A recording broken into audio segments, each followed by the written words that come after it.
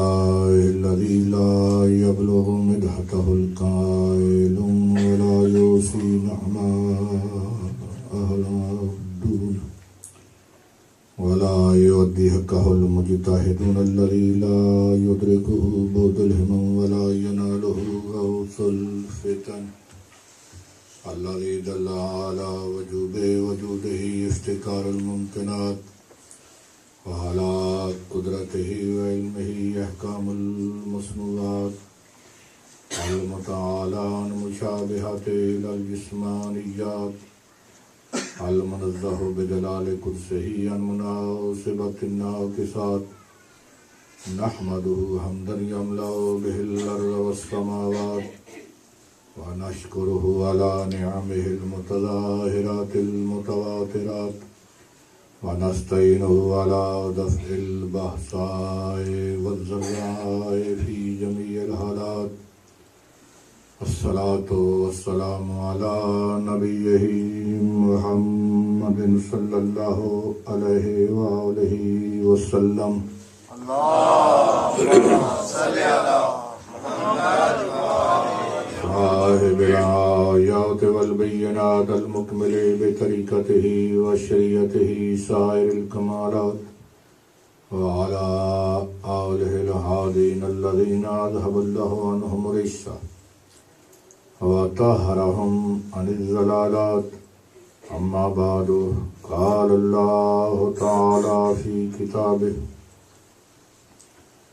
بسم الله الرحمن الرحيم والمؤمنون والمؤمنات بعضهم أولياء بعض يأمرون بالمعروف وينهون عن المنكر ويقيمون الصلاة ويؤتون الزكاة ويطيعون الله ورسوله أولئك سيرحمهم الله إن الله عزيز حكيم صلوات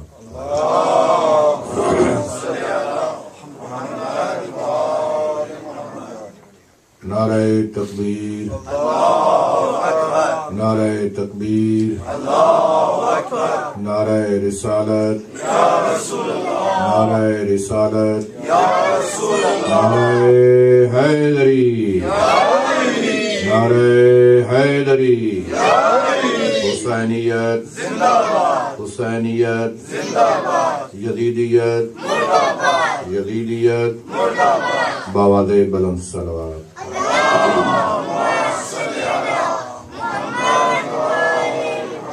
دعائے خالق کائنات کی پاک بارگاہ میں اللہ رب العزت بانیان مجالس کی صف ماتم بچائی ہوئی اپنی بارگاہ میں منظور اور قبول فرمائے۔ عزاداران سید الشہداء، ماتمداران سید الشہداء، محبان اہل بیت، علماء کرام، ذاکرین اعظام جہاں کہیں بھی اپنی اپنی عبادت میں عزاداری میں مصروف ہیں، مولا ان کی عبادت اپنی بارگاہ میں منظور اور قبول فرمائے۔ ہم سب کو مقصد شہادت مظلوم کربلا، مقصد عزاداری سید الشہداء کو سمجھنے کی، لوگوں کو سمجھانے کی، اس مقصد کے مطابق اپنی زندگیوں کو ڈھالنے کی مولا توفیق عطا فرمائے۔ عزاداری سید الشہداء کو مولا دن دگنی رات دگنی ترقی عطا فرمائے۔ عزاداران سید الشہداء، ماتمداران سید الشہداء کو مولا اپنی امان اور حفاظت عطا فرمائے۔ خالق کائنات کا سورہ توبہ سے میں نے آپ کے سامنے پاک کلام تلاوت کرنے کا شرف حاصل کیا ہے۔ ماشاءاللہ جی۔ والمومنون والمومنات بعضهم اولیاء بعض، مومنوں کا آپس میں ایمانی رشتہ ہے، امر بالمعروف کرتے ہیں، نہی عن المنکر کرتے ہیں، نماز پڑھتے ہیں، زکوٰۃ ادا کرتے ہیں، اللہ اور اللہ کے رسول کی اطاعت گزار ہیں۔ یہی وہ لوگ ہیں جن پہ اللہ ارشاد فرماتا ہے میں اپنی رحمتوں کی بارشیں نازل فرماؤں گا۔ اللہ غالب اور حکمت والا ہے۔ کل میں نے گزارش کی تھی کہ اللہ نے ایک لمحہ بھی انسان کو ہادی کے بغیر نہیں چھوڑا، ہادی کے بغیر بھی نہیں چھوڑا، اور ہادی کی علامات، نشانیاں اور پہچان بھی خالق کی کائنات نے کروائی۔ ماشاءاللہ حضرت آدم اس دنیا میں ہادی بھی پہلے تھے اور انسان بھی پہلے تھے۔ بے شک انسانیت بھی، آدمیت بھی حضرت آدم سے ہی چلی، اور ہدایت انسانی کا تعلق اور سلسلہ بھی حضرت آدم ہی سے شروع ہوا۔ بے شک اللہ نہ دیکھا جاتا ہے، نہ آج تک کسی نے دیکھا، نہ قیامت تک کوئی دیکھ سکے گا، اور نہ ہی قیامت کے دن کوئی اس اللہ کو دیکھ سکے گا۔ بے شک اللہ نے اپنے نبی بھیجے، ہمیں نبیوں نے کہا، ہم نے تھوڑی اپنی عقل بھی استعمال کی، پتہ چل گیا کوئی اللہ ایک ایسا ہے جس نے اس کائنات کو اتنے منظم طریقے سے خلق فرمایا اور چلا بھی رہا ہے۔ اپنے متعلق خالق کی کائنات ارشاد فرماتا ہے، بدیع السماوات والارض انا یکون لہ ولد ولم تکن لہ صاحبہ، میں زمین و آسمان کا بدیع ہوں۔ بدیع اس خلقت کو کہتے ہیں، اس خالق کو کہتے ہیں جس نے کسی کی مثال دیکھ کر نہ پیدا کیا ہو بلکہ ابتدا سے پیدا کیا۔ واہ واہ واہ، میں زمین و آسمان کا خالق ہوں تو گویا میں نے زمین و آسمان دیکھ کر خلق نہیں کیے کہ فلاں اس اللہ نے اس طرح خلق کیا تو میں نے۔ انا یکون لہ ولد، میرا کوئی بیٹا نہیں ہے۔ بے شک ولم تکن لہ صاحبہ، بیٹا کس طرح ہو سکتا ہے، میری بیوی ہی کوئی نہیں۔ سبحان خلق کل شے، میں ہر شے کا خالق ہوں۔ وَهُوَ بِكُلِّ شَيْءٍ عَلِيمٌ، میں ہر شے کا علیم بھی ہوں۔ توجہ رہے، ماشاءاللہ اس آیہ مجیدہ میں خالق کی کائنات نے اپنے خالق ہونے کا اعلان فرمایا۔ ابتدا میں ارشاد فرمایا بدیع السماوات والارض، میں زمین و آسمان کا خالق ہوں۔ آخر میں ارشاد فرمایا وخلق کل شے، اور میں کل شے کا خالق ہوں۔ ابتدا میں بھی اپنی خالقیت کا تذکرہ اور آخر میں بھی اپنی خالقیت کا تذکرہ، اور پھر خالقیت کے تذکرے کے اوپر آیت ختم نہیں ہوئی وَهُوَ بِكُلِّ شَيْءٍ عَلِيمٌ، میں نے صرف خلق ہی نہیں کیا بلکہ مجھے ان کا علم بھی ہے۔ خالق ہوتا ہی وہ ہے جس کو اپنی مخلوق کا علم ہو۔ امام جعفر صادق علیہ السلام کے پاس ایک دہری آیا،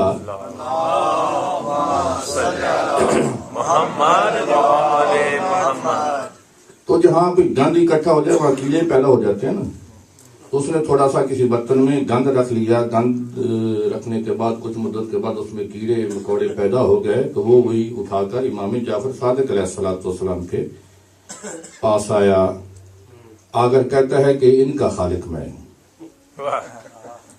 یہ تو میں نے انتظام کیا ہے اور یہ خالق۔ امام نے کیا فرمایا، اچھا ان کا تو خالق ہے تو یہ بتا ان کی تعداد کتنی ہے؟ میں نے کہا نہیں، تعداد تو مجھے نہیں معلوم۔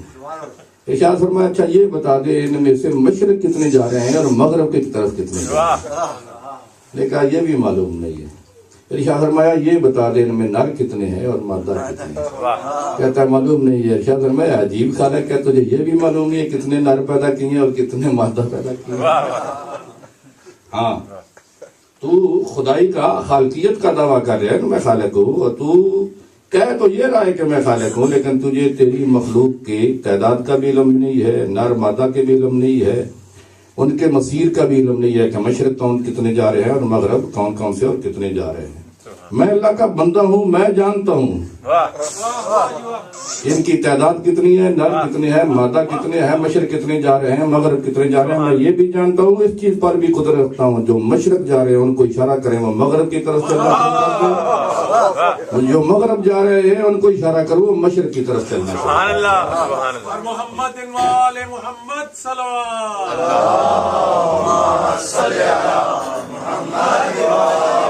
نعرہ تکبیر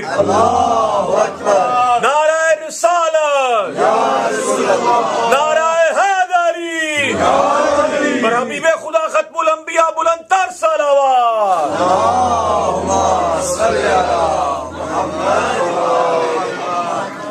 تو خالق نے آخر آیت میں ارشاد فرمایا وہ بکل شیء علیم، میں ہر شے کا علم رکھوں، میں ہر شے کا خالق ہوں تو میں ہر شے کا علم بھی رکھتا ہوں، اس کا مطلب ہے خالق وہی ہوتا ہے جو ہر شے کا علم رکھتا ہے۔ ماشاءاللہ تو اس آیت کی ابتدا میں اور انتہائی جملے سے پہلے بھی ایک جملے میں اپنی خالقیت کا اعلان فرمایا، درمیان میں ایک جملہ کہا جس کا خالقیت سے ظاہراً کوئی تعلق نہیں بنتا، لیکن کیونکہ بنتا ہے اس لیے خالق کائنات نے ارشاد فرمایا، اور کیونکہ خالق کائنات نے ارشاد فرمایا اس لیے کوئی نہ کوئی تعلق بنتا ہے۔ وہ کیا ہے؟ انا یکون لہ ولد، میرا کوئی بیٹا نہیں ہے، ولم تکن لہ صاحبہ، میری کوئی بیوی بھی نہیں ہے۔ ابتدا میں بھی خالقیت کا تذکرہ، آخر میں بھی خالقیت کا تذکرہ، اور درمیان میں ارشاد فرمایا میرا بیٹا بھی نہیں ہے، میری بیوی بھی نہیں ہے۔ اللہ بتا رہا ہے جو بیٹے والا ہو، جو بیوی والا ہو، وہ خالق نہیں ہو سکتا۔ واہ واہ واہ سبحان اللہ جو بھی اولاد صاحب، اور اس لیے قل هو اللہ احد اللہ الصمد لم یلد ولم یولد۔ آپ کی توجہ ہو گئی؟ اچھا، یہ میں کل شے کا خالق ہوں، خالق کل شیء، میں کل شے کا خالق ہوں، وہو بکل شیء علیم، میں کل شے کا علیم ہوں، علم بھی رکھتا ہوں۔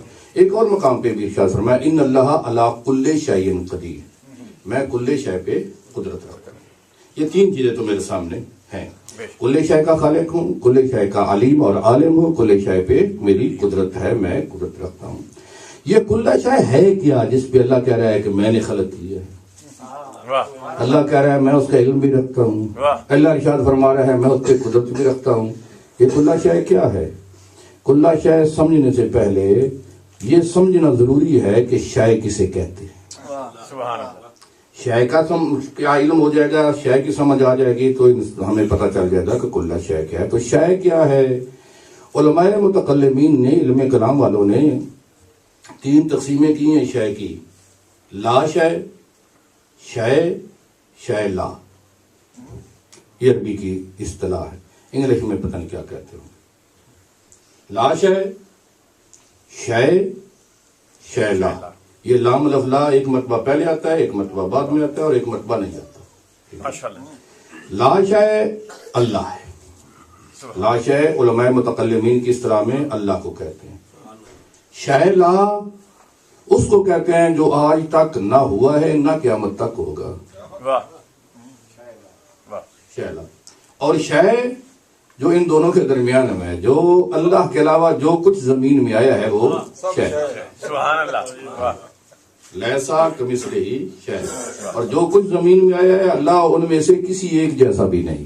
ماشاءاللہ جی آپ کسی کو دیکھ کر نہیں کہہ سکتے کہ ایسا اللہ ہوگا۔ واہ تو جو کچھ آج تک خلق ہوا ہے وہ بھی شے ہے، جو قیامت تک خلق ہوگا وہ بھی شے ہے، جو نظر آتا ہے وہ بھی شے ہے، جو نظر نہیں آتا وہ بھی شے ہے، جو حاضر ہے وہ بھی شے ہے، جو غیب ہے وہ بھی شے ہے، جو سمندروں میں ہے وہ بھی شے ہے، جو خشکی پہ ہے وہ بھی شے ہے، جو فضا میں ہے وہ بھی شے ہے، جو ہمارے علم میں نہیں ہے وہ بھی شے ہے، جس کا علم ہمیں ہے وہ بھی شے ہے۔ الغرض جو کچھ ہے وہ شے ہے، سبحان اللہ اللہ کے علاوہ جو کچھ ہے وہ شے ہے۔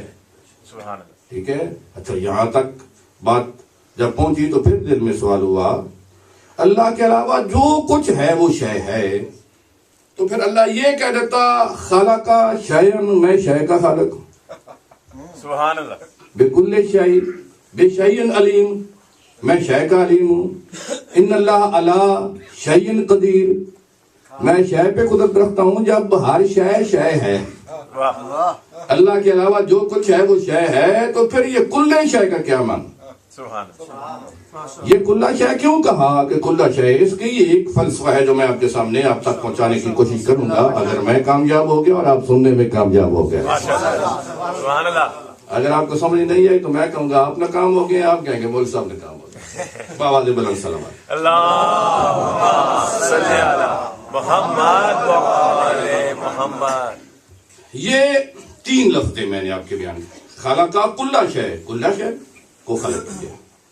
اس کا مطلب یہ ہے کہ اللہ کے علاوہ جو کچھ ہے وہ شے ہے تو کلّا شے. جو کچھ جہاں تک مخلوق ہے وہاں تک کلّا شے. وَهُوَ بِكُلِّ شَيْءٍ عَلِيمٌ. ہر شے کا علم ہے مجھے، میں ہر شے کا علیم ہوں، عالم ہوں. اس کا مطلب اللہ کے علاوہ جو کچھ ہے اس کا اللہ علم رکھتا ہے، اور جہاں تک اللہ کا علم ہے وہاں تک کلّا شے ہے. بے شک. ان اللہ علی کل شیء قدیر. جہاں تک اللہ کی قدرت ہے وہاں تک کلّا شے ہے، اور جہاں تک کلّا شے ہے وہاں تک اللہ کی قدرت ہے. جہاں تک کلّا شے ہے، جہاں تک اللہ کا علم ہے کلّا شے، جہاں تک اللہ کا علم ہے کلّا شے، جہاں تک اللہ کی قدرت ہے کلّا شے. یہ کلّا شے یا اللہ کیوں کہا تو نے؟ تو شے ہی کہہ جاتا تو بات وہی تھی، معنی وہی تھا، مطلب اور مقصود وہی تھا. تو نے کلّا شے کیوں کہا؟ آواز خالق کائنات آئے گی، اس لیے میں سمجھانا چاہتا ہوں لوگوں کو سمجھ آ جائے. کلّ شیء احصیناہ فی امام مبین. کہ کلّا شے کے علوم میں نے امام مبین میں رکھ دیے ہیں. تو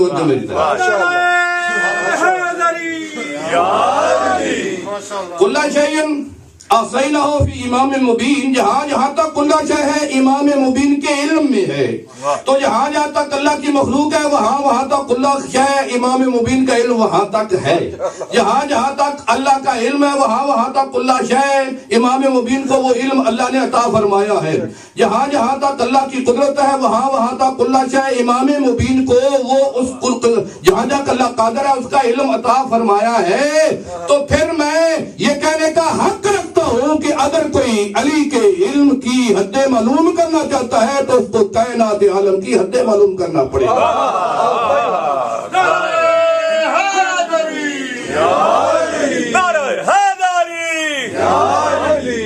اس لیے کہ لوگوں نے پوچھا یا رسول اللہ یہ امام مبین ہے کون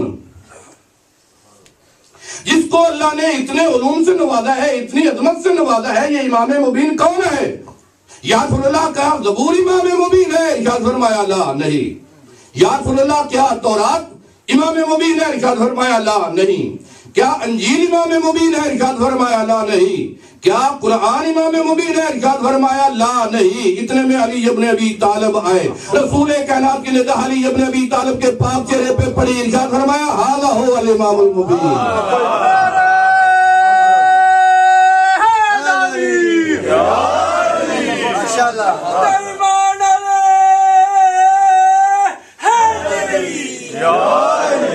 تو علی ابن ابی طالب ہے امام مبین. علی ابن ابی طالب ہے امام مبین.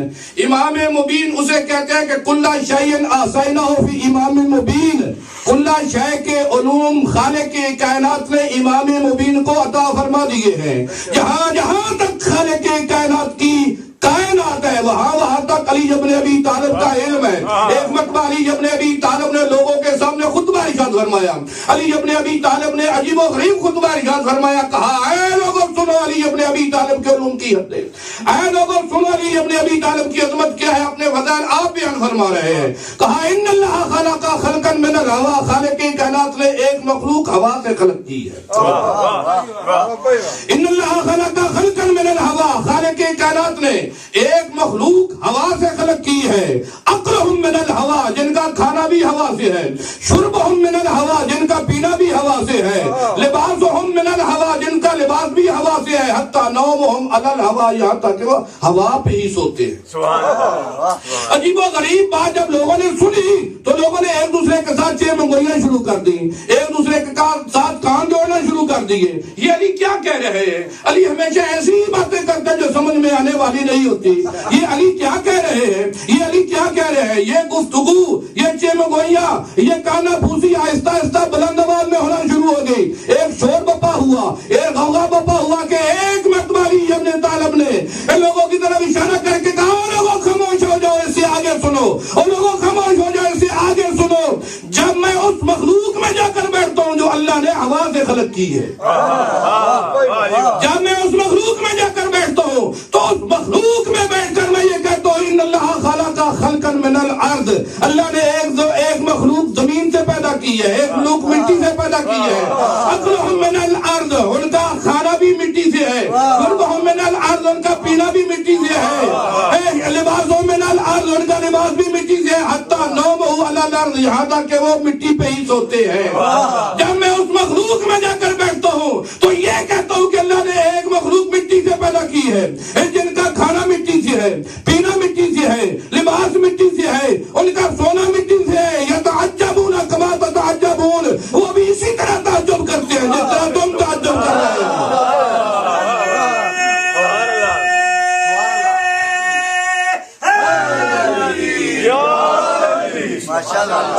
وہ بھی اسی طرح تعجب کرتے ہیں جس طرح تم تعجب کر رہے ہو.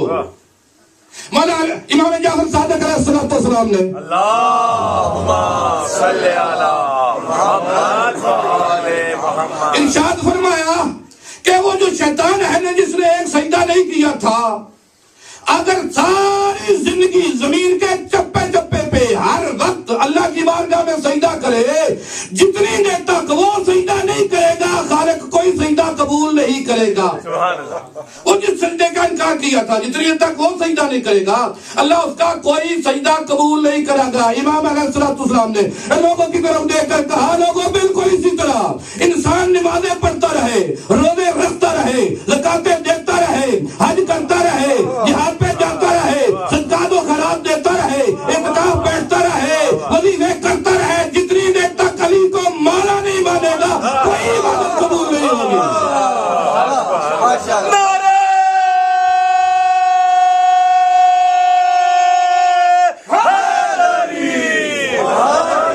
صبا کے ساتھ دل بولا علی مولا علی مولا علی مولا. سبحان اللہ. مل کے ہاتھ کھول کے اب کا کے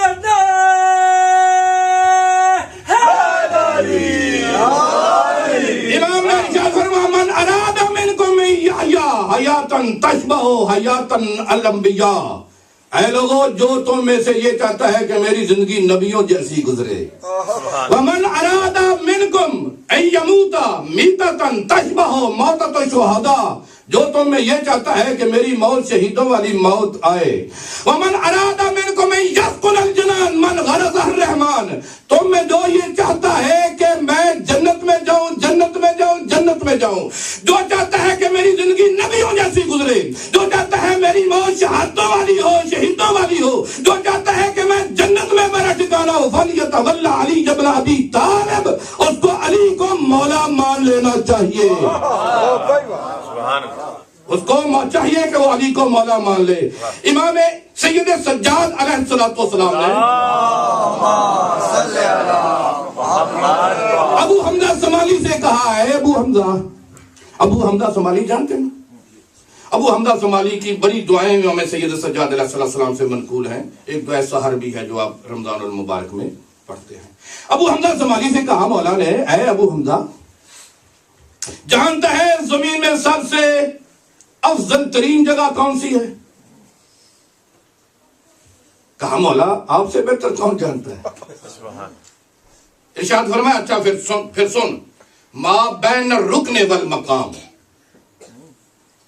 رکن یمانی اور مقام ابراہیمی کے درمیان افضل البقعۃ من ھذا الارض فی ھذا الارض، اس زمین میں کائنات عالم کے ہر جگہ سے افضل جگہ ہے مقام ابراہیمی اور رکن یمانی کے درمیان.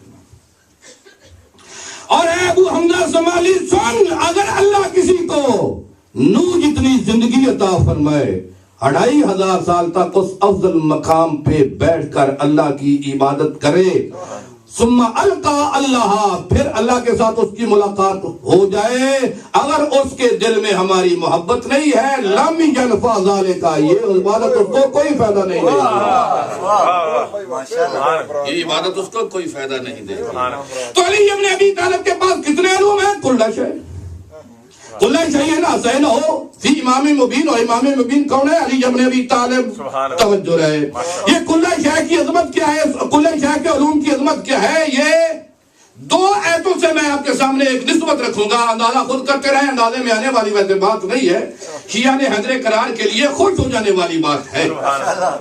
کیا یہ کلش ہے امام مبین؟ ایک بات اور آپ کے سامنے کہوں، علی ابن ابی طالب ہے امام مبین، انی جاعلک للناس اماما، ابراہیم ہے امام الناس، ابراہیم ہے امام الناس، اور علی ابن ابی طالب ہے امام مبین۔ اور امام مبین اور امام الناس میں فرق کیا ہے؟ ماشاءاللہ۔ امام مبین اسے کہتے ہیں کل شیء احصینہ فی امام مبین، ہر شے کا علم امام مبین میں ہے۔ اور مسلمانوں، ایک ہے امام الناس اور ایک ہے امام مبین، ایک ہے امام الناس اور ایک ہے امام مبین۔ امام الناس کے بیٹے کی قربانی کی یاد منانا عبادت سمجھتے ہو، امام مبین کے بیٹے کی یاد کو بدعت کس طرح کہتے ہو؟ سبحان اللہ۔ اور امام الناس اسے کہتے ہیں جس کے ساتھ، جس کی طرف یہ لباس منسوب ہو جائے، آگ اس کو جلاتی نہیں ہے کہ یہ امام الناس کی طرح منسوب ہو گیا لباس۔ حضرت ابراہیم کے جسم کو بھی آگ نے نہیں جلایا، حضرت ابراہیم کے لباس کو بھی آگ نے جلایا، امام الناس کی طرف ہے جو لباس منسوب ہو جاتا ہے، آگ اس کو جلاتی نہیں ہے۔ امام مبین کی طرف جو شیعہ منسوب ہو جاتا ہے، آگ اس کو بھی نہیں جلاتی۔ یہی وجہ ہے رسول کائنات نے ارشاد فرمایا، جب کوئی شیعہ حیدر قرار پورے صراط سے گزر رہا ہوگا، جہنم کی آگ پکار پکار کر کے اے شیعہ علی جلدی سے گزر جا، تیری وجہ سے میری آگ ٹھنڈی ہو رہی ہے۔ نعرہ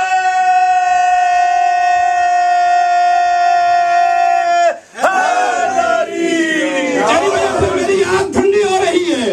اور امام الناس اسے کہتے ہیں جو اللہ کے حکم پر اللہ کا گھر بناتا ہے، امام الناس اسے کہتے ہیں جو اللہ کے حکم پر اللہ کا گھر بناتا ہے، اور یہ گھر جس کے لیے زچہ خانہ بن جاتا ہے اسے امام مبین کہتے ہیں۔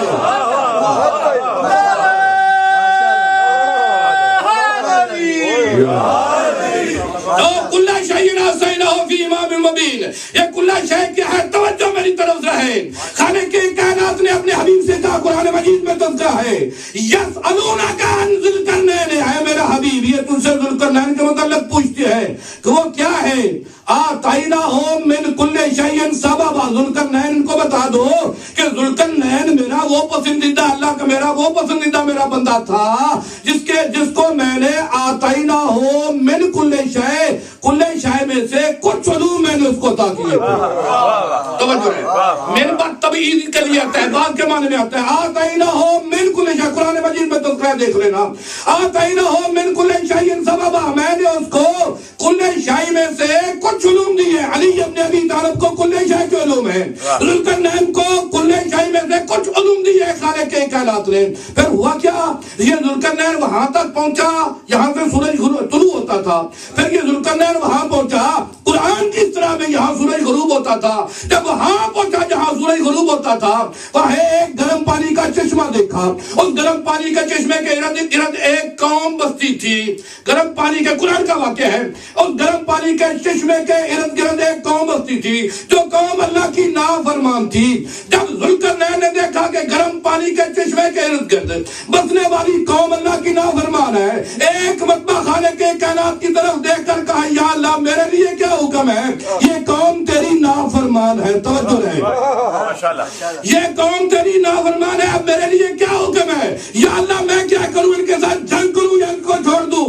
خالق کائنات نے ارشاد فرمایا، تجھے اختیار ہے، اما ان تتخذ فیہم حسنا، اما ان تعذب و اما ان تتخذ فیہم حسنا، یا تو ان کو عذاب میں مبتلا کرو یا اپنے لطف و کرم سے ان کو معاف کر دو۔ یہ میں تجھے اختیار دیتا ہوں، ان کو عذاب دو یا ان کو معاف کر دو، ان کو عذاب دو یا ان کو معاف کر دو۔ اور جن کو خالق کائنات نے کل شیء میں سے کچھ علوم عطا فرمائے ہیں، اس کو خالق کائنات نے یہ اختیار دیا ہے کہ یہ گناہگار میرے ہیں، بات میری نہیں مانتے، میں تجھے اختیار دیتا ہوں، چاہے تو ان کو عذاب میں مبتلا کر، چاہے ان کو معاف کر۔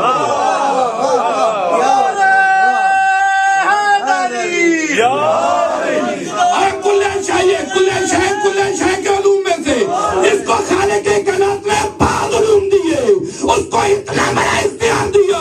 علی ابن ابی طالب اس ذات کو کہتے ہیں جس کو اللہ نے کل کے علوم نہیں ہے. سبحان اللہ. تو علی کا اختیار کتنا بڑا ہوگا.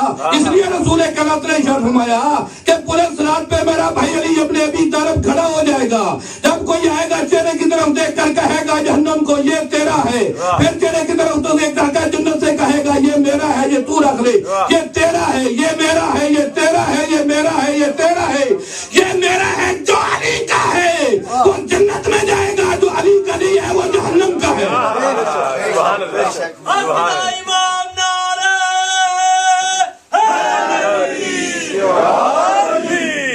نعرہ حیدری بر حبیب خدا ختم الانبیاء بلند تر صلوات. سبحان اللہ. اما ان تعذب و اما ان تتخذ فیہم حسنا. ان سے اس نے سلوک کرو, معاف کر دو, تو تیرا اختیار ہے. اما ان تعذب, یہ ان کو معاف کر دو, اے ان کو عذاب میں مبتلا کرو, یہ تیرا اختیار ہے. یا اللہ یہ گناہ تو تیرا کر رہے ہیں. واہ جی. کہتا ہے یہ میرا نمائندہ ہے, اس نمائندے کو میں نے کچھ علوم دیے ہیں, اس کی بنیاد پر اختیار بھی دیتا ہوں. توجہ میری طرف. تو ایک اور مثال دیکھ لو. علی ابن ابی طالب کے اختیار اور علوم کا اندازہ کرو کہ جس کو کچھ علوم ملے ہیں نا کل شے میں سے, اس کا کیا اختیار ہے. پھر جس کو کل علوم ملے ہیں کل شے کے, اس کا کیا اختیار ہوگا. تو دوسرا حضرت سلیمان, ماشاءاللہ. حضرت سلیمان نبی, خود قرآن مجید میں یہ بھی تذکرہ ہے. یہ الفاظ حضرت سلیمان کے قرآن مجید میں نقل کیا. باواز بلند صلوات پڑھ لیں. صلی اللہ محمد و آل محمد. اللہم صلی اللہ محمد و آل محمد. اللہم صلی اللہ محمد و آل محمد. اللہم صلی اللہ محمد و آل محمد. اللہم صلی اللہ ادھر آ.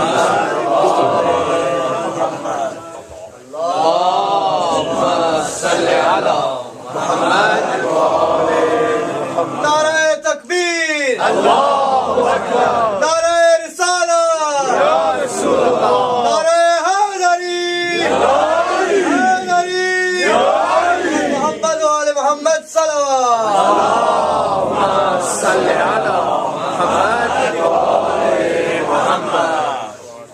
میں اپنے افغان بھائیوں کو خوش آمدید کہتا ہوں. جب مجلس اعظم میں کوئی آتا ہے تو نہ افغان ہوتا ہے نہ پاکستانی ہوتا ہے, قوم نہیں ہوتی, بس صرف شیعہ حیدری قرار ہوتا ہے, صرف ماتمدار سید الشہداء ہوتا ہے. ہماری محبت, ہمارا ایک رشتہ, میں نے پہلی تقریر میں یہ کہا تھا کہ ہمارا آپس میں ایک رشتہ سب رشتوں سے بھاری ہے. وہ کیا ہے؟ ایمان کا رشتہ اور محبت اہل بیت کا رشتہ. سب رشتوں سے بڑا رشتہ محبت اہل بیت کا رشتہ. تو حضرت سلیمان نبی نے قرآن مجید میں تذکرہ موجود ہے, ان کے الفاظ علمنا منطق الطیر, اللہ نے مجھے پرندوں کی بولی کا علم دیا ہے. علمنا منطق الطیر وَأُوتِينَا مِن كُلِّ شَيْءٍ. توجہ, مجھے پرندوں کی بولی, پرندوں کی زبان کا علم بھی دیا ہے, اور مجھے کل شے میں سے کچھ علوم بھی عطا فرمائے ہیں. یہ کل شے کے علوم ایسی طاقت رکھتے تھے, کل شے کے کچھ علوم ایسی طاقت رکھتے تھے کہ حضرت سلیمان پرندوں کی بولی بھی سمجھتے تھے, جانوروں کی بولی بھی سمجھتے تھے. حضرت سلیمان چلتے چلتے ایک مرتبہ ایسی جگہ پہ ہے جس کو وادی النمل کہتے ہیں, ہر طرف چونٹیاں ہی چونٹیاں تھی. چونٹیوں کی سردار نے کہا ہے چونٹیوں, سلیمان اس کا لشکر آ رہا ہے, اس طرح کرو جلدی جلدی اپنے اپنے سوراخوں میں گھس جاؤ, کہیں ایسا نہ ہو کہ سلیمان کا لشکر تمہیں کچل دے. یہ آواز حضرت سلیمان کے کانوں تک پہنچی. حضرت سلیمان نے اس چونٹی کی سردار کو اٹھا کے اپنے ہاتھ پر رکھا, اپنے ہاتھ پہ رکھ کے کہا تو اپنی قوم کی سردار ہے, میں اپنی قوم کا سردار ہوں. تو اپنی قوم کی سردار ہے, میں اپنی قوم کا سردار ہوں. بتا تو افضل ہے یا میں افضل ہوں. بتا تو افضل ہے یا میں افضل ہوں. اس چونٹی نے زبان بے زبانی کے ساتھ کہا, اے اللہ کا نبی, اگر جان کی امان پاؤں تو صحیح بات کہو. کہا صحیح بات کہو. کہا اس وقت تو میں افضل ہوں, نے کہا تیرے پاس دلیل کیا ہے افضل ہونے کی؟ کہا اللہ کے نبی کے قدم زمین پہ ہے، میرے قدم اللہ کے نبی کے ہاتھ پہ ہے۔ خدا امام نعرہ حیدری، ماشاءاللہ، میرے قدم اللہ کے نبی کے ہاتھوں پہ ہے۔ میں کہوں گا مسلمانوں، ایک چونٹی میں اتنا شعور تھا، وہ یہ جانتی تھی کہ اللہ کے نبی کے ہاتھ پہ قدم آ جائے تو افضلیت آ جاتی ہے، اور ایک چونٹی کو تو یہ شعور تھا، لیکن مسلمانوں کو علی ابن ابی طالب کے قدم مور نبوت پہ نظر نہیں آتے۔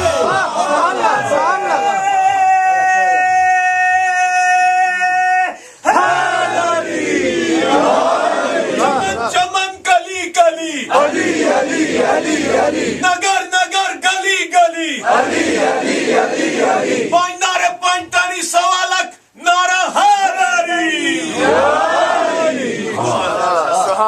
اسی وادی میں ایک مرتبہ علی ابن ابی طالب کا گزر ہوا، جو کل شیء آسینہ فی امام مبین کے مالک اور وارث ہے۔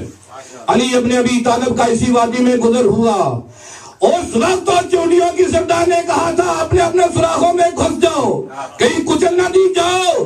جب علی ابن ابی طالب اس وادی النمل میں آئے، اس صحرا میں آئے، تو چونٹیوں کی سردار نے بلند جگہ پہ کھڑے ہو کر بآواز بلند کہا تھا، چونٹیوں اپنے اپنے سوراخوں سے باہر آ جاؤ، وہ علی آ رہا ہے جس کا چہرہ دیکھنا عبادت ہے۔ نعرہ حیدری، ماشاءاللہ،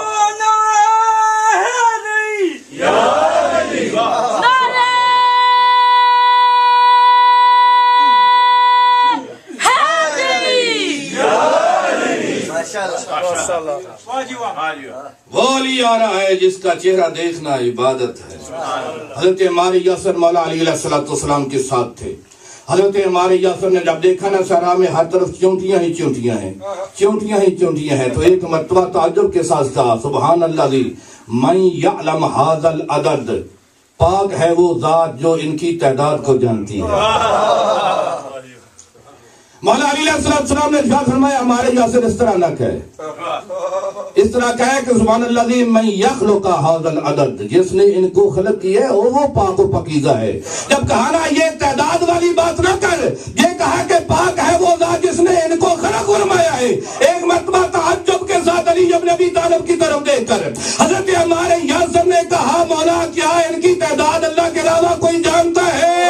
ایک مرتبہ عمار یاسر کی طرف علی ابن ابی طالب نے دیکھ کر کہا اے عمار یاسر تو نے قرآن میں نہیں پڑھا کل شیء آسینہ فی امام مبین، وہ امام مبین میں علی ابن ابی طالب ہوں، میں یہ بھی جانتا ہوں ان کی تعداد کتنی ہے، یہ بھی جانتا ہوں ان میں نر کتنے ہیں مادہ کتنے، یہ بھی جانتا ہوں ان کو مشرق کی طرف جتنے جا رہے ہیں اور کون کون مغرب کی طرف جا رہے ہیں۔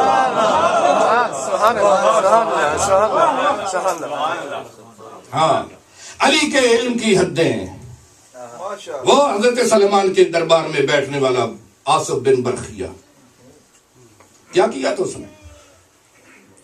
حضرت سلیمان نے کہا کہ تخت بلقیس جلدی سے جلدی اور بہت جلدی کوئی آپ میں سے ہے، قال عفریت من الجن، جنوں میں سے ایک بڑے نے کہا میں لا سکتا ہوں، کتنی دیر میں؟ کہا قبل اس سے کہ آپ اپنی محفل برخاست کریں۔ حضرت سلیمان نے دیکھ کر کہا کیا اس سے بھی جلدی کوئی لا سکتا ہے؟ تو ایک وہ اٹھا جس کا نام ہے آصف بن برخیہ، علم من الکتاب، جس کے پاس کتاب میں سے کوئی تھوڑا سا علم تھا، اس نے کہا ہاں میں لا سکتا ہوں آپ کی پلک جھپکنے سے پہلے۔ بھئی پلک جھپکنے سے پہلے یہاں بھی ہو تو یہاں تک آنے سے کئی مرتبہ پلک جھپک جا سکتی ہے۔ یہ جو گدے پڑے ہیں نا یہاں سے اٹھا کر آپ لائیں تو آنکھ جو ہے اتنی تیز ہے کہ کئی مرتبہ یہ اپنا کام کر دیتی ہے، تو کتنی طاقت ہوگی اس کے پاس؟ بھی آج تک میرا خیال میں وہ پیمانہ آج کی جدید سائنس نے بھی ایجاد نہیں کیا جو اس وقت کے اختصار کو نوٹ کر سکے کہ کتنے دور تخت بلقیس اور آصف برخیہ نے کہا کہ میں پلک جھپکنے سے پہلے اور تخت آگے کہا پلک جھپنے پیسے اور تخت آ گیا. تو یہ وقت کو اور زمین کو سمیٹ لینا ان کے اختیار میں ہوتا ہے جن کو کتاب میں سے کچھ علم ملا ہوا ہو، جن کو کتاب میں سے کچھ علم ملا ہوا. بس تاریخ میں ایک واقعہ میں نے پڑھا، وہ آپ کے سامنے دوہرا کے میں آپ کی زحمت تمام کرتا ہوں. حضرت سلیمان محمدی سلیمان فارسی من اہل البیت، وہ مدائن میں آخری وقت ہے. غلام نے کہا اے آقا آپ دنیا چھوڑ کر جانے والے ہیں، کوئی وصیت فرما جائیں کہ آپ کو غسل کون دے، آپ کو کفن کون پہنائے، جنازہ کون پڑھے آپ پہ. حضرت سلیمان محمدی نے کہا یغسلنی من غسل رسول اللہ، مجھے وہ غسل دے جس نے رسول کو غسل دیا. یکفننی من کفنہ، مجھے کفن بھی وہی پہنائے جس نے رسول کو کفن پہنایا. یدفننی من دفنہ، مجھے دفن بھی وہی کرے جس نے رسول کو دفن کیا. حضرت سلیمان محمدی کا غلام پریشان ہو گیا. ہم مدائن میں ہیں، علی مدینے میں ہیں، پتہ نہیں کب علی کو پتہ چلے گا سلیمان فوت ہو چکے ہیں، کب آئیں گے علی، کب غسل ہوگا، کب کفن ہوگا، کب جنازہ ہوگا، کب دفن ہوگا. یہ سوچ ہی رہے کہ ایک مرتبہ دائیں کندھے پہ ہاتھ آیا، ہاتھ والے نے بول کر کہا پریشان نہ ہو میں علی آ گیا، میں علی آ گیا. دور کا شیعہ تھا، خراسان کا رہنے والا. امام محمد باقر علیہ السلام کے پاس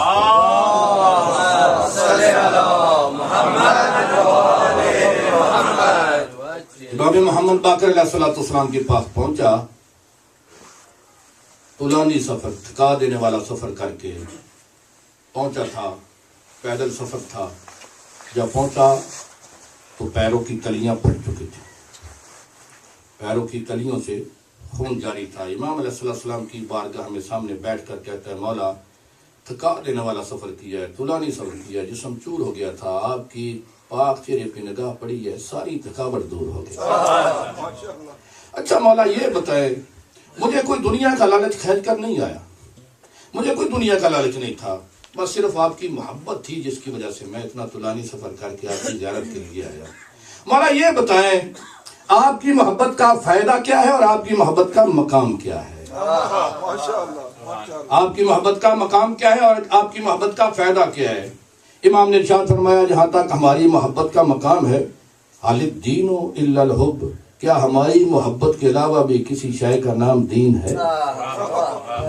اور جہاں تک ہماری محبت کے فائدے کا تعلق ہے واللہ ہے اس اللہ کی قسم جس کے قبضہ قدرت میں میری جان ہے، لو احبنا حجر فی ھذا الدنیا، اگر اس دنیا کا کوئی پتھر بھی ہمارے ساتھ محبت رکھے گا اللہ حاشرہ اللہ یوم القیامت ما انا، خالق کے کائنات قیامت والے دن ہمارے ساتھ اس پتھر کو بھی مشہور کرے گا.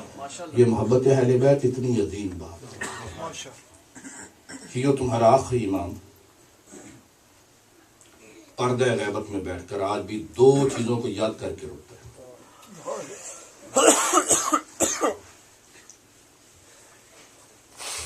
ہمارا آخری امام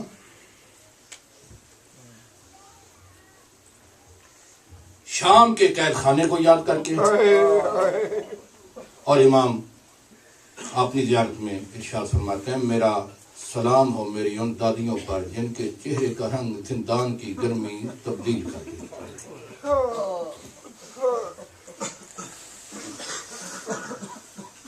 یہ ایسا زندان تھا جس زندان کی کوئی چھت نہیں تھی، ایک چار دیواری سی تھی.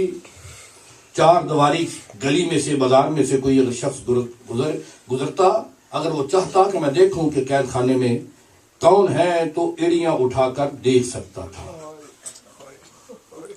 عبداللہ ابن سعید ایک شخص ہے، وہ بازار سے گزر رہا تھا.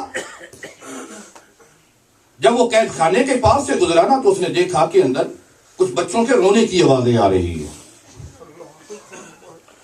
اس نے ایڑیاں اٹھا کر دیکھا کہ ایک ضعیف ہے، گلے میں توق ہے، ہاتھوں میں کڑیاں ہیں، پیروں میں بیڑیاں ہیں، کرسی پہ بیٹھا ہوا ہے. چھوٹے چھوٹے بچے دامن پکڑ کر کھینچیں، کچھ مانگتے ہیں، لیکن اس ضعیف کے لیے، اس قیدی کے لیے ان کو دینے کے لیے کچھ بھی نہیں،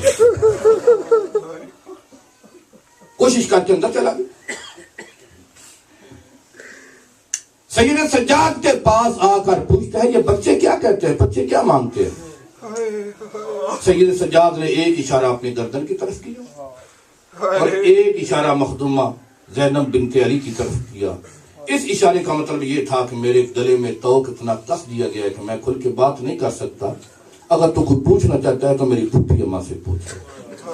آدمی کوئی شریف تھا، پاک بی بی کی طرف بڑھ کر گردن جھکا کر آنکھیں بند کر کے کہا کہ یہ بچے اس سے کیا مانگتے ہیں، اس قیدی سے؟ پاک بی بی نے کہا کہ ہم یزید کے قیدی ہیں، ہمارے بچے ہم سے پانی اور کھانا کا مانگتے ہیں، لیکن یزید ہمیں اتنا پانی دیتا ہے جو ہم بچوں کو ہی پلا دیتے ہیں، لیکن پھر بھی کم ہی ہوتا ہے۔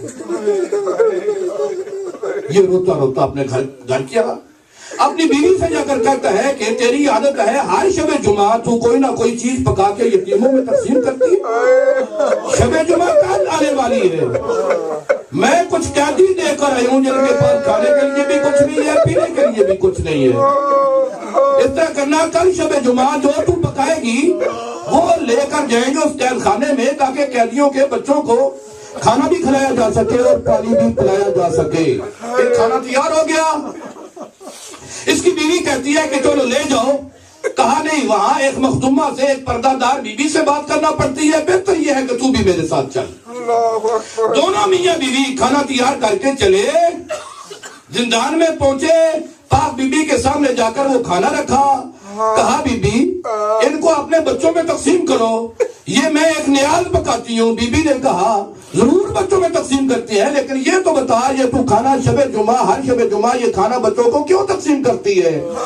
کہتی ہے کہ میں جب چھوٹی سی تھی تو میں بیمار ہو گئی تھی، میرے بابا نے میرا بڑا علاج کروایا تھا، جب مجھے شفا نہیں ملی تو میرا بابا مجھے مدینہ لے کر گیا تھا رسول کے پاس، جب میرا بابا مجھے رسول کائنات کے پاس لے کر گیا تھا تو رسول کائنات کی گود میں اس وقت ایک چھوٹا سا بچہ تھا، میرے بابا نے کہا تھا میری بیٹی کی صحت کے لیے دعا کرو یا رسول اللہ، رسول کائنات نے گود میں بیٹھے ہوئے بچے سے کہا بیٹا حسین اس کی صحت کے لیے دعا کرو، حسین نے میری صحت کے لیے دعا کی تھی، میری بابا نے مجھے کہا تھا بیٹا جتنی دیر تک زندہ رہنا حسین کے نام پہ کھانا تیار کرنا، چھوٹے چھوٹے بچوں کو کھلا کے بچوں سے کہنا کہ دعا مانگو حسین کو منا زندگی دراز عطا فرمائے۔ جب کہا نا کہ مجھے صحت ملی تھی حسین کے دروازے پہ، میں یہ نیاز بتا کے جتنی دیر تک زندہ رہوں گی اتنی دیر تک بچوں میں تقسیم کر کے میں ان بچوں سے کہوں گی کہ میرے حسین کی زندگی کی دعا کرو۔ اور یہ کہنا تھا کہ بی بی نے کہا اے مومنہ نیاز بتا کر بچوں میں تقسیم کیے کر، لیکن حسین کی زندگی کی دعا مانگنا چھوڑ دے۔ یہ طرف کر کہتی ہے کیوں میں حسین کی زندگی کی دعا مانگنا چھوڑ دوں؟ کہا جس حسین کی زندگی کی تو دعا مانگا کرے گی وہ حسین کربلا میں مارا گیا، یہ سجاد ہے۔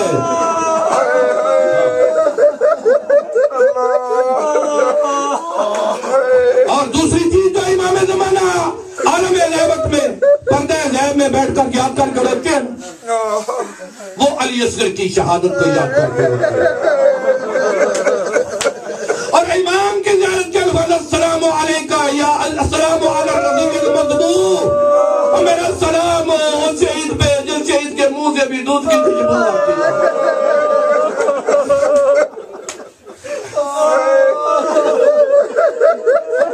ہر جنگ میں بنی ہاشم پہلے گئے ہیں رسول کے زمانے میں، جب جنگ ہوتی تھی نا بنی ہاشم پہلے جاتے تھے، علی نے بھی جتنی جنگیں لڑی بنی ہاشم کو پہلے بھیجا، لیکن حسین تیری جنگ کا انداز نرالا ہے،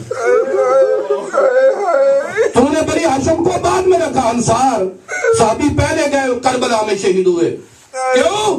اس لیے حسین کی جنگ کا فلسفہ یہ تھا کہ رسول اور علی کی زمانے میں لڑی جانے والی جنگوں میں مرنا مشکل تھا، کربلا میں جینا مشکل تھا، اس لیے بنی ہاشم کو بعد میں رکھا۔ کہوں گا اگر بنی ہاشم کو بعد میں رکھا ہے اس لیے کہ بنی ہاشم مشکلات کا مقابلہ اچھی طرح کرتے ہیں مولا، پھر تیری عجیب تقسیم ہے، پھر بنی ہاشم میں سے بھی سب کے آخر میں علی اصغر کو رکھا۔ جب مظلوم کربلا عباس مرا بیٹھے، اکبر مرا بیٹھے، قاسم حبیب مرا بیٹھے، تو اس وقت میدان کربلا میں کھڑے ہو کر استغاثہ بلند کیا، حل من ناصر ینصرنا، ہے وہی کوئی غریب کی مدد کرنے والا؟ مقتل کہتی ہے جب پہلا استغاثہ بلند کیا نا تو آسمان سے فرشتے نازل ہوئے، اور رسول کا نواسا، علی کا بیٹا اور زہرا کا لال، اکبر کا بابا، اپنے آپ کو غریب نہ کہلا، حکم کر۔ کہا نہیں، میں اپنے نانا کی امت کو فرشتوں کے ہاتھ سے نہیں مرانا چاہتا۔ دوسرا استغاثہ بلند کیا، ظافر جنوں کو لے کر میدان کربلا میں آ گیا، اور سکینہ کا بابا، غربت کے اعلان نہ کر، حکم کر، نہیں چلے جاؤ میدان کربلا چھوڑ کر، میں انسانوں کو جنوں کے ذریعے سے نہیں مرانا چاہتا۔ تیسرا استغاثہ بلند کیا اور جنگل کے حیوان آ گئے۔ مظلوم نے کہا میدان کربلا چھوڑ جاؤ، اپنے اپنے ٹھکانوں میں چلے جاؤ۔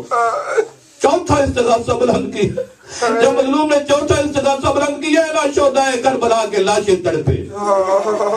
حبیب و بریر حمدانی رو رو کر کہنے لگے، مولا ایک مرتبہ اللہ سے زندگی لے کر دے، مولا ایک مرتبہ زندہ کر کے دیکھ لے، اپنے آپ کو غریب نہ کہے، غربت کے اعلان نہ کر، زندگی عطا فرما۔ مظلوم کربلا نے پانچواں استغاثہ بلند کیا کہ فرات کے کنارے پہ عباس کا لاشا تڑپا، رو رو کر کہتا ہے مولا میں تیرے ترلے اور منتیں کرتا رہا تھا، ایک مرتبہ زندگی لے کر دے اور تلوار چلانے کی اجازت دے دے۔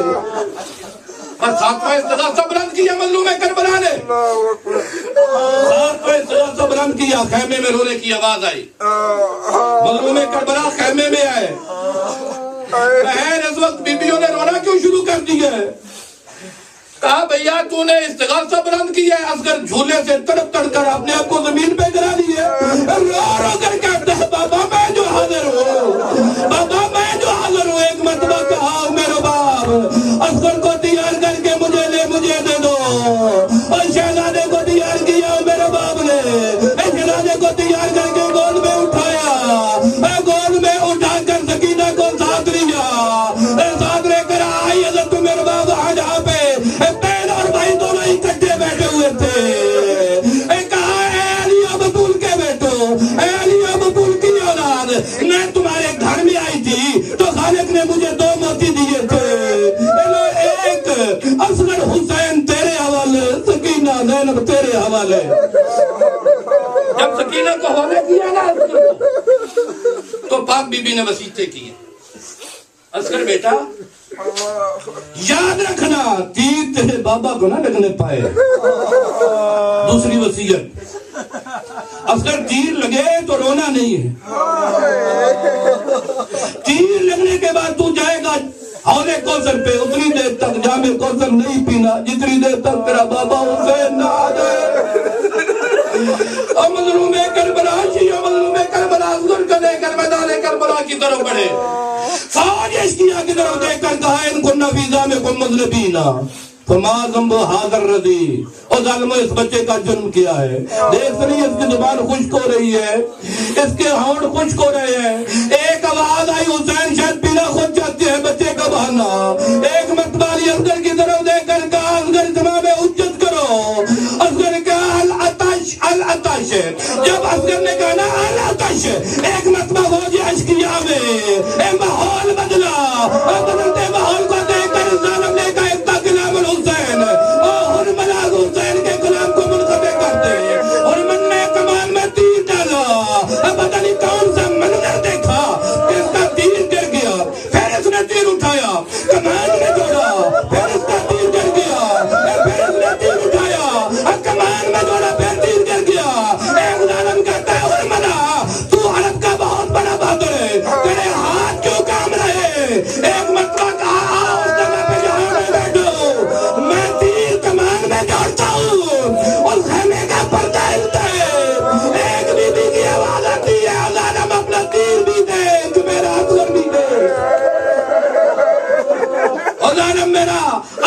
دیکھ اپنا تیر بھی دیکھ ایک مرتبہ ظالم نے تیر چلایا اصغر کے گلے پہ لگا سارا یلغو وقت تیرے مضبو انہ تلوانے نے نکال کر اس طرف تڑپا جس طرف پرندہ ذبح ہونے والا تڑپتا ہے جب قادر تڑپا نے ایک مرتبہ اپنے بابا کی طرف دیکھ کر کہا بابا میری ماں پہ راضی ہو اب تو میری ماں پہ راضی ہو یہ کہنا تھا کہ ایک قلعے کے پاس سے آواز ہوئے تیرے بھی صدقے تیری ماں کے بھی صدقے مظلوم کربلا نے اصغر کو اپنے ہاتھوں پہ لیا ارادہ کیا خیمے میں جانے کا لیکن کچھ سوچ کر پھر واپس بڑھے رضان بے قضاء و تسلیم لے امرے 7 مرتبہ مولا خیمے کی طرف بڑھے 7 مرتبہ واپس پلٹے آخر اپنی تلوار کے ساتھ ننھی سی قبر کھودی اللہ اصغر کو دفن کر کے نشان مٹا دیا اور تھوڑی دیر کے بعد یہ ظالم نیزے لے کر آ گئے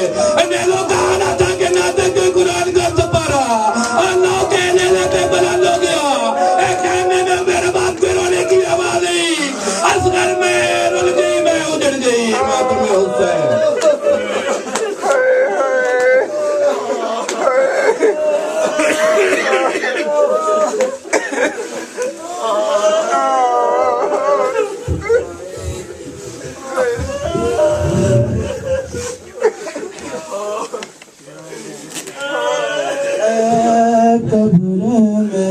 چاند کو اے قبر میرے چاند کو دوری بھی سنانا اے قبر میرے چاند کو دوری بھی سنانا میری طرح میرے لال کو میری طرح میرے لال کو گودھی میں سلانا اے قبر میرے چاند کو لوری بھی سنانا پیاسا ہے میرا لال نہ خود مانگ سکے گا پیاسا ہے میرا لال نہ خود مانگ سکے گا مل جائے جو پانی سے مل جائے جو پانی سے جی بھر کے پلانا اے قبر میرے چاند کو لوری بھی سنانا جھولے میں سے بہن سلاتی تھی ہمیشہ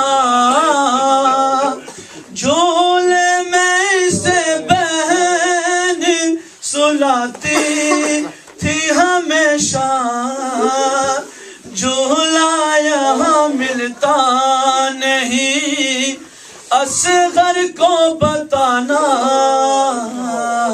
اے قبر میرے لال کو اے قبر میرے چاند کو لوری بھی سنانا یا حسین